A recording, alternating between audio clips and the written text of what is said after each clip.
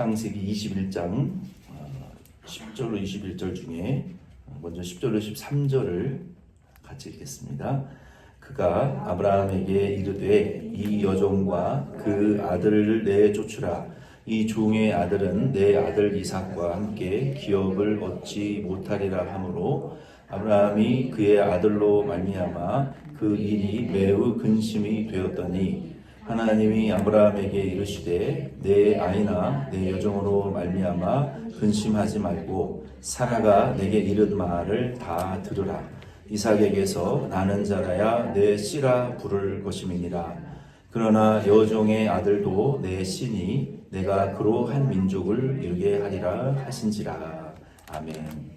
하나님께서 아브라함과 이삭에게 약속을 이루셨고 아브라함의 믿음이 앞섰지만 이 즈음에 가서는 이제 사라의 믿음이 좀 더 앞서게 되는, 하나님의 언약을 사라가 좀 더 의지하고 하나님의 언약을 중심으로 그 언약을 세워드리고 언약을 근거로 중심으로 이 자기의 그 주장을 펼치는 사라의 모습이 하나님 보실 때에는 아브라함보다 더 믿음이 있는 태도였다라고 보신 것 같아요. 그래서 하나님은 남자의 편도 아니고 여자의 편도 아니에요. 하나님은 남자라고 무조건 편드시는 분도 아니고 여자라고 무조건 무시하는 하나님이 아니고 또 어떤 성별에 따라서 차별하시는 하나님은 아니고, 누가 더 하나님의 그 약속과 말씀을 붙드느냐, 하나님의 약속의 선자의 편에 하나님은 늘 서시는 것을 우리는 성경을 통해서 알 수 있어요. 그래서 지금은 사라의 믿음이 좀 더 격상되어진, 하나님의 약속을 더 믿는 그런 그 상황에 이제 처해져 있는 것 같아요. 사실은 이 문제의 핵심은 어떻게 보면 아브라함이에요. 아브라함이 하나님의 약속을 먼저 받고 하나님의 확증을 받았기 때문에 직접 아브라함이 사라의 그 종을 받아들이지 않았으면, 이런 일들이 흔들리지 않았으면 일어나지 않았을 거란 말이에요. 그런데 어쨌든 흔들렸잖아요. 하나님이 사라를 통해서 약속을 이루시겠다고 했으면 그 아내가 이런 인본주의적인 제안을 했을 때 우리가 이 인본주의적인 방법을 쓰면 우리의 가정에 여러 가지 그 파생되어지는 갈등이 인간관계 갈등이 생겨날 것이고 하나님의 약속을 우리가 못 이루어 드릴 수도 있을 것이라고 아내를 설득해야 됐지만, 아내도 아브라함도 그 인간적인 수단의 방법에 편법에 그냥 현혹이 돼서 결국은 하나님의 약속이 좀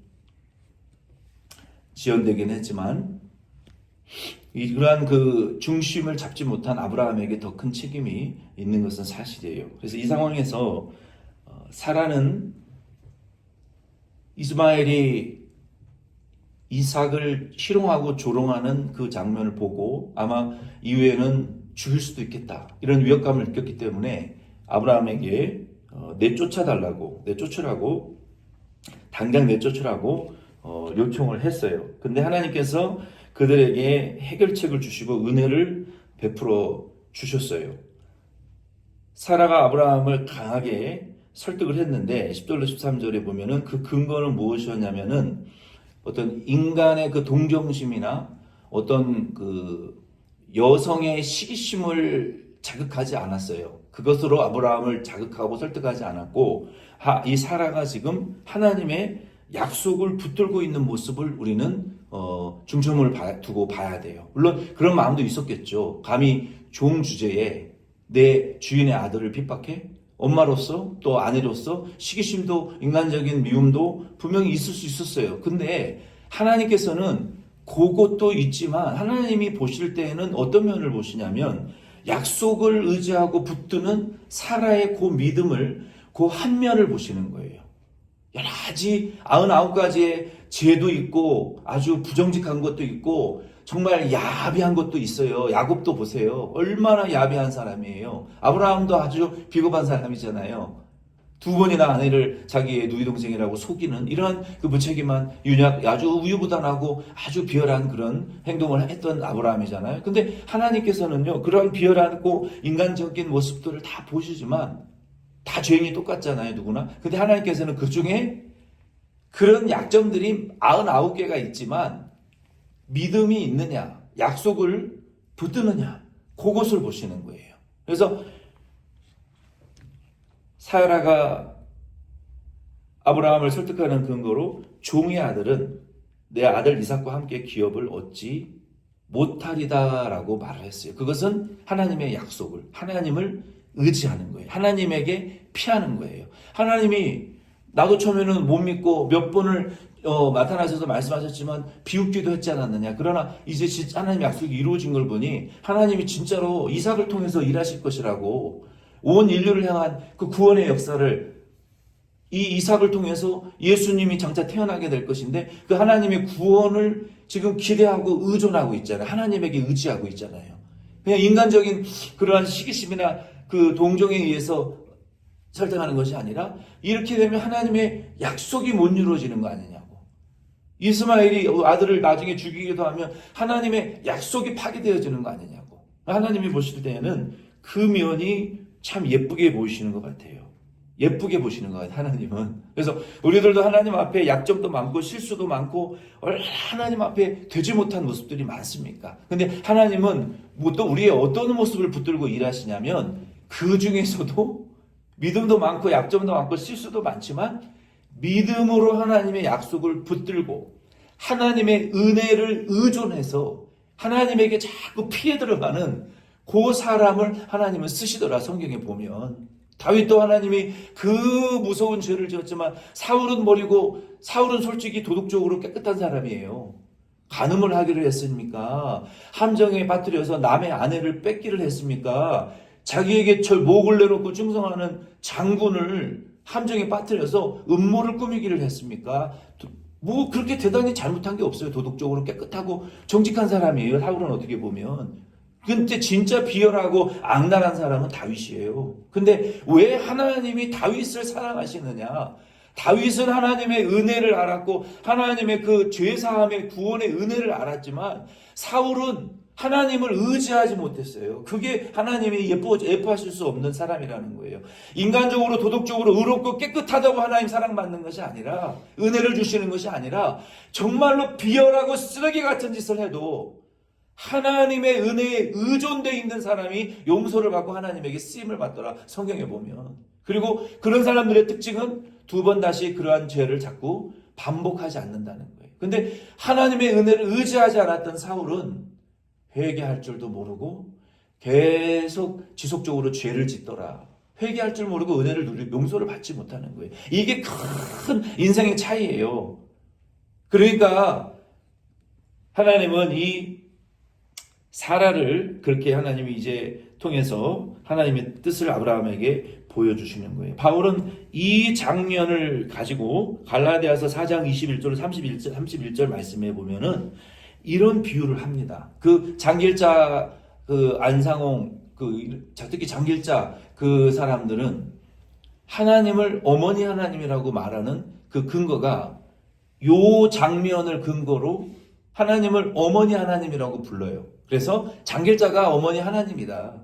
그 사람이 장길자가 죽으니까 그 후계자가 또 그 이단의 그 리더다라고 그 사람들이 계속 주장하는 그 이단의 근거가 갈라디아 4장 21절로 31절 말씀을 근거로 거기에 이런 말씀이 나와 있어요. 예루살렘은 우리의 어머니니 그 하나님이 어머니 하나님이다. 그래서 그런 이단의 잘못된 내용들을 발전시키는데 바울이 지금 창세기 21장 여기 요 내용 이스마엘과 이삭과 이스마엘의 이 갈등의 문제를 가지고 우리에게 어떤 신약적인 성경의 해석을 우리에게 주냐면 갈라디아서 4장 21절로 31절 말씀해 보면은 교회 안에는 이삭과 이스마엘과 같이 영에 속한 성도가 있고 육에 속한 성도가 있다. 왜 보세요. 영에 속한 성도는 이삭을 비유하는 거예요. 이삭은 영에 속한 성도를 비유하는 거예요. 왜 영에 속한 성도입니까? 약속에 의해서 태어난 아들이잖아요. 그러나 이스마엘은 인본주의적인 수단을 통해서 약속이 아니라 인간의 간사한 수단과 방법을 통해서 태어난 아들이 이스마엘이란 말이에요. 하나님은 누구를 사용하시냐고요? 약속에 의해서 태어난 약속의 자녀를 축복하시고 쓰신다는 거예요. 오늘날 교회에서도 영적인 성도가 있어요. 영적인 성도는 누굽니까? 예수 믿고 거듭난 성도가 영적 성도예요. 왜? 예수 약속, 하나님의 나라의 구원의 약속이신, 영생의 약속이신 예수 믿음으로 거듭난 자들이 성도란 말이에요. 교회 나온다고 성도가 아니라.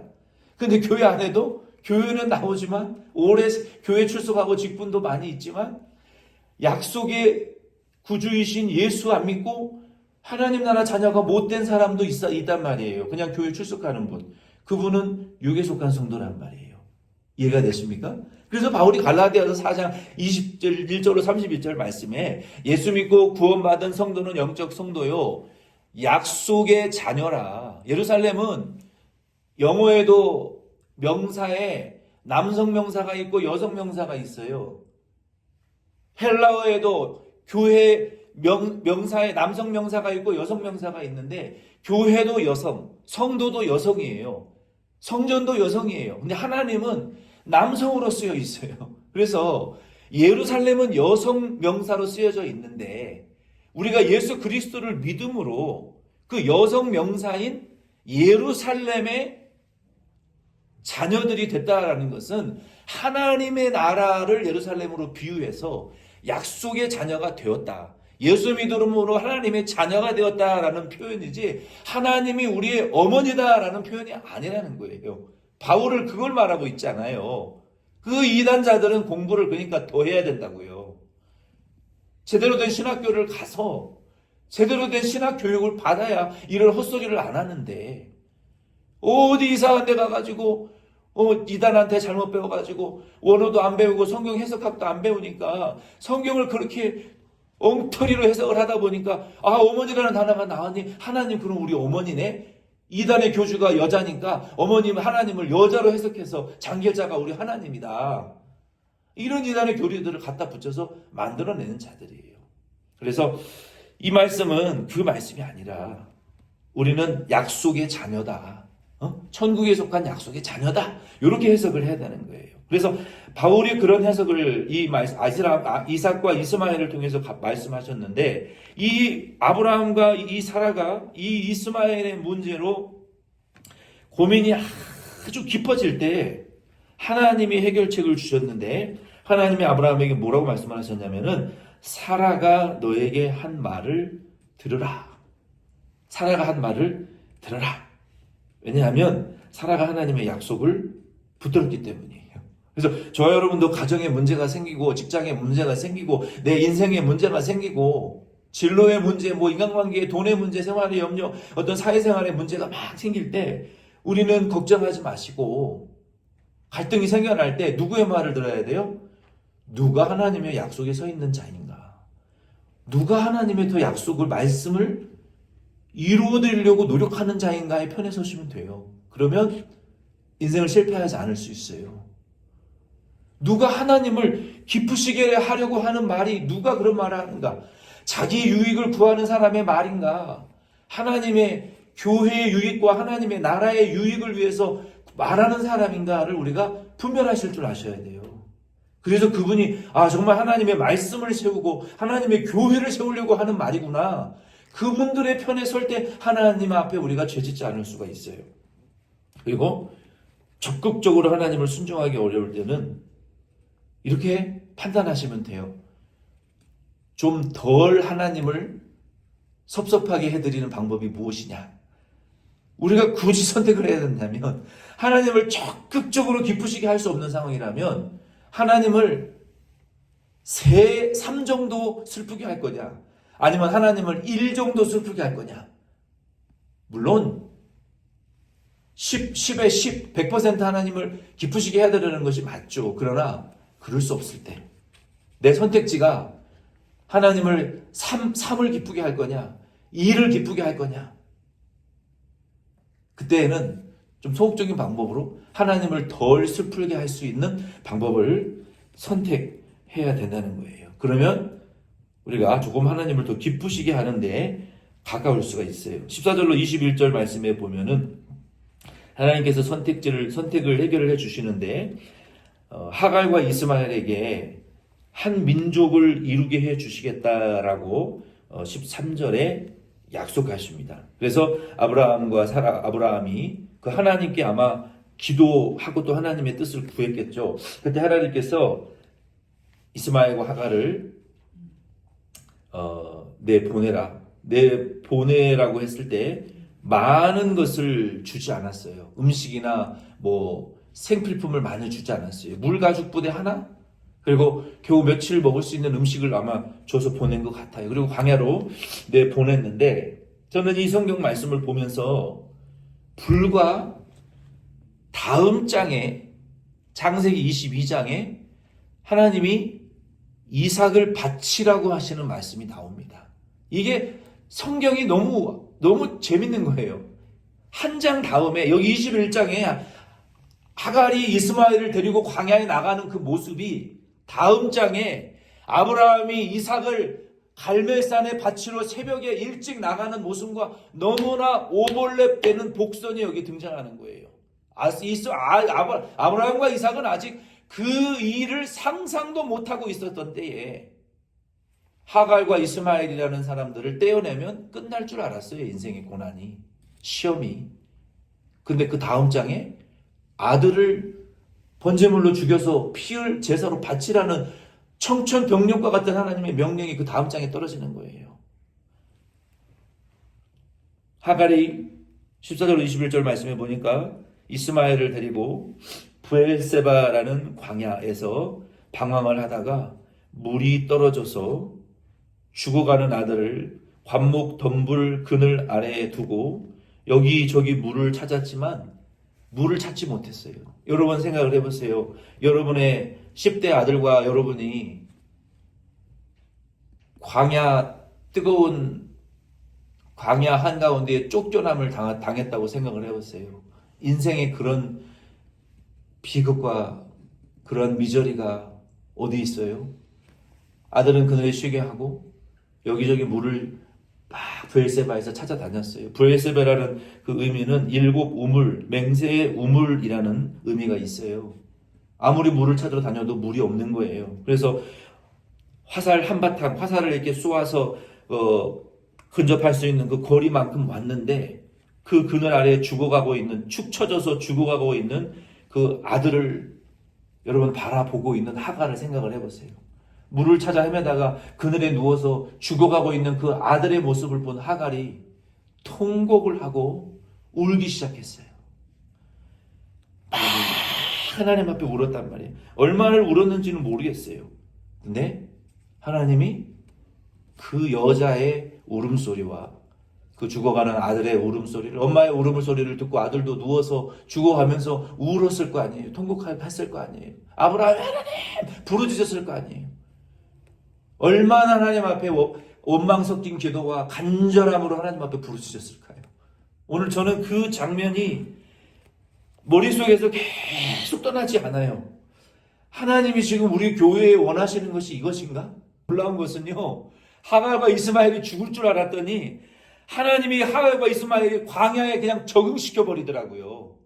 광야에서 살게 하셨다라고 본문은 말하고 있어요. 그리고 광야에서 정착시키시고 애굽 여자를 데리고 와서 엄마 하갈이 이스마엘과 결혼시키고 그 브엘세바 광야에서 그때는 보지 못했던 그 샘물이 브엘세바 광야에서 드디어 하갈의 눈을 하나님이 여셔서 샘물을 발견하게 하시고 그리고 먹이고 아들도 자기도 살고 죽지 않았어요. 그리고 그 샘물 곁에서 정착하고 결혼하고 하나님의 큰 민족을 이루는 약속이 이루어졌더라. 그러니까 하나님 이렇게 이방인도 하갈과 이스마엘도 하나님 축복하시고 광야에 적응시켜 복을 받게 하셨기 때문에 우리 교회도 망하지 않는 거, 소망 있는 거 여러분 믿으시기를 바랍니다. 하나님 반드시 우리 교회도 축복하실 것이고 우리 눈을 열어 샘물을 주실 것이고 번성하게 하실 것이고 우리 교회의 길을 하나님 열어 가실 것을 믿으시고 낙심하지 마시기를 바랍니다. 그러나 짐은 지세요. 교회를 위한 짐을 십자가를 지세요. 주기도문 예배 마치겠습니다.